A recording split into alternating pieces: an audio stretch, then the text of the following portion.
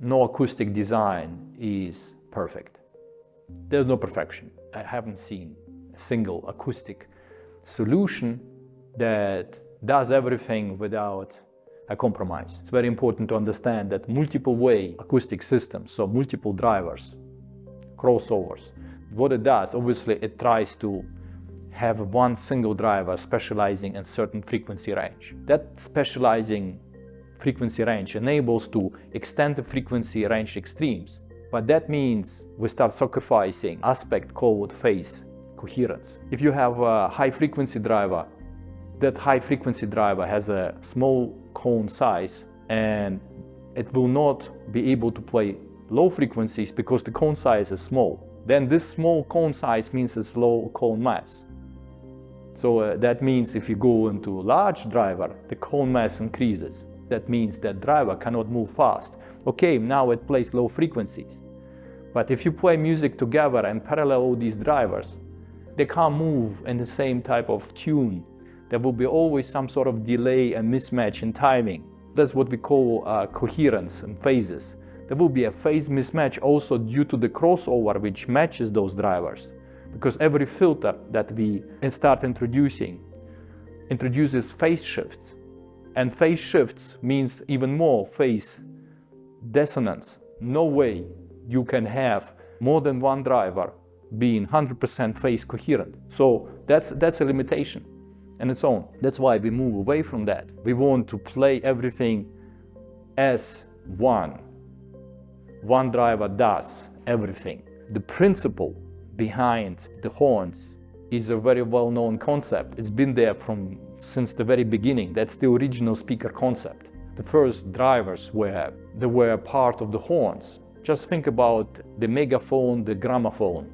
So the gramophone was basically passively amplifying the sound waves coming from the needle actually that was in those shellac grooves. That was the first, what you call exponential tractrix folded horn design. That's the gramophone. That's where it all originated. And the beauty of this, if one thinks about a gramophone, one doesn't need to amplify the signal actively with anything. There's no amplifier needed. So the main property of a horn is acoustic amplification. The sound travels through the horn, it gets amplified.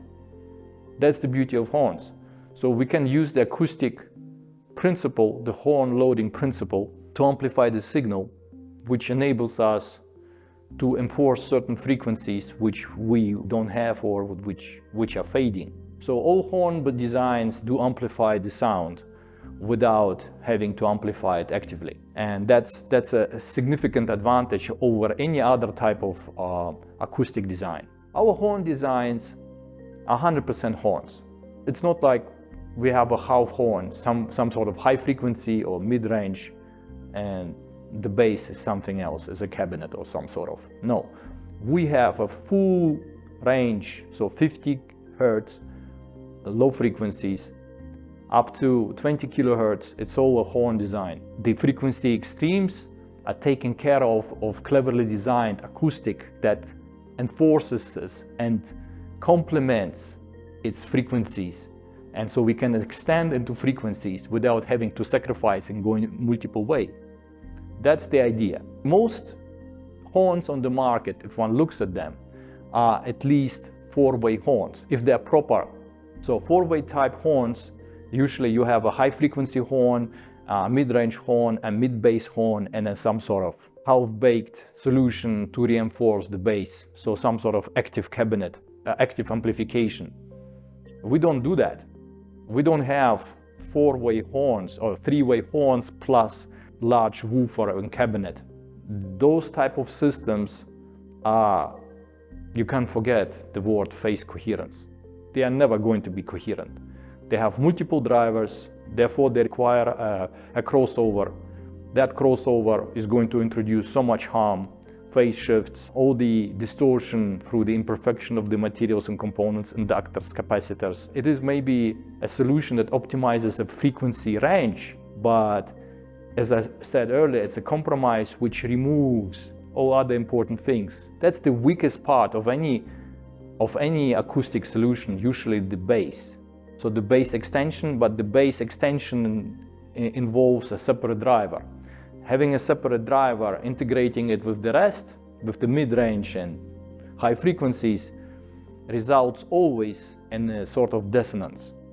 So the heavy cone of a woofer never moves in the same fashion as the mid-range high frequency drivers, because it has heavier mass. If we have a crossover, which we need to have to cross over some high frequency driver with the low one, we need to introduce phase shifts. So we move away from that and we use a full range frequency driver, and the low frequencies are taken care of by the bass horn, which is this backfiring, this folded, this big looking part in our horns. That helps it without introducing additional phase shift or passive components in the crossover to reproduce low frequencies. If we hear the kick drum, it is breathtaking. It hits our chest. We listen to it unamplified directly from the drum itself. The drums sound awesome. This is not the case with majority of speakers. That's the main deficiency. Most speakers can't play the bass. They don't play the bass. They imitate the bass. We need a large driver, a large cone driver. Large cone driver means high mass.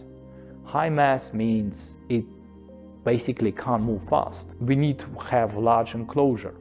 A large enclosure, we have a lot of cancellation inside those enclosures. With horn designs, this is not happening. We can use a smaller cone driver, which is lower mass, therefore it can move faster.